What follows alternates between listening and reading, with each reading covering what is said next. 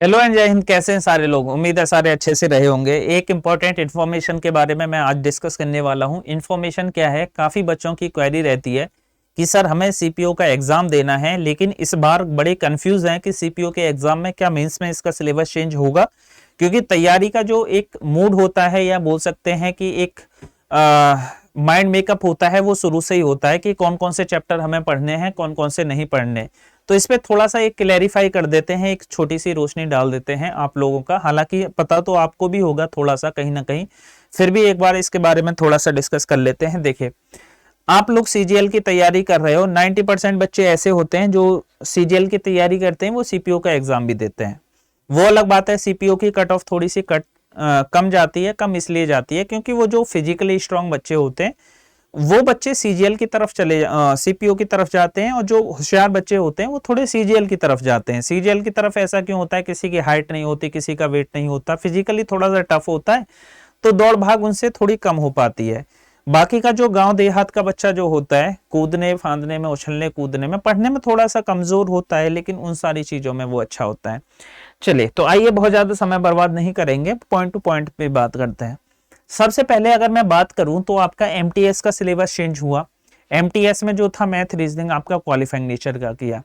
साथ ही साथ में मैं अगर बात करूं तो सीजीएल में, मेंस में जो पहले मैथ और इंग्लिश आता था, लेकिन इस बार क्या हुआ है कि आपका जीके जीएस और रीजनिंग को भी शामिल कर दिया।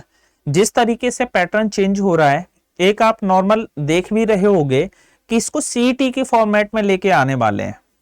आपको पता ही है, एक कॉमन एंट्रेंस एग्जाम जो होने वाला है, सभी का एक एग्जाम हुआ करेगा, तो उस फॉर्मेट में लाने के लिए अभी से धीरे धीरे, अब एक साथ तो सभी एग्जाम का चेंज नहीं कर सकते, लेकिन मैं अगर अपने पॉइंट ऑफ व्यू से कहूं तो इस बार बहुत अच्छे चांसेस हैं कि आपको मेंस एग्जाम में चारों के चारों सब्जेक्ट देखने को मिलेंगे।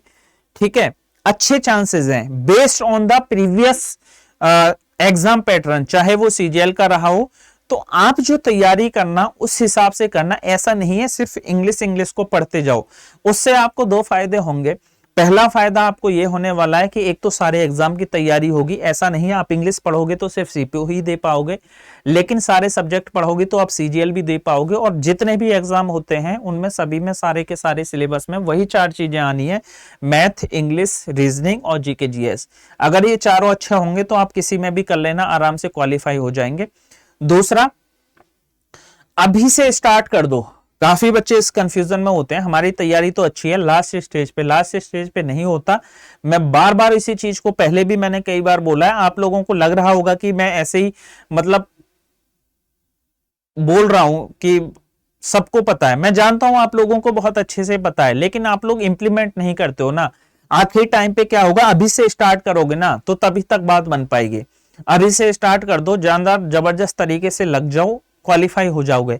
लेकिन एक बात याद रखना, सारे सिलेबस कंप्लीट करके चलने हैं। प्री में तो सारे आने ही आने हैं, लेकिन मेंस में भी इस बार है कि आपका सिलेबस चेंज होगा, अच्छे चांसेस हैं। इस बात को आप दिमाग में बिठा लेना अच्छी तरीके से, ठीक है। तो यही था उन बच्चों के लिए, जो उन बच्चों को कंफ्यूजन है कि मेंस में ज्यादा परेशान होने की जरूरत नहीं है। इस बार आपको चारों के चारों सिलेबस देखने को मिलेंगे। बाकी का तैयारी आप अच्छी रखना। सीजीएल का जो 14 तारीख का एग्जाम है उसमें सारे बच्चे दे ही रहे हैं, तो जबरदस्त तरीके से कुछ चीजें मैं स्ट्रेटजी वगैरह सीजीएल की भी लेके आऊंगा आपको, मैथ को रिलेटेड लेके, तो फिर जबरदस्त तरीके से आपका पेपर हो जाएगा। सिलेक्शन लेना बहुत कठिन नहीं है, बस ये है कि थोड़ा सिस्टमेटिक तरीके से चलिए, ठीक है। तो ठीक है प्यारे बच्चों, फिर सीपीओ का आपको पता ही है कि तैयारी चारों की करनी है। इस सेशन को मैं यही विराम देता हूं, तो मिलते हैं नेक्स्ट सेशन में। तब तक के लिए जय हिंद, जय भारत।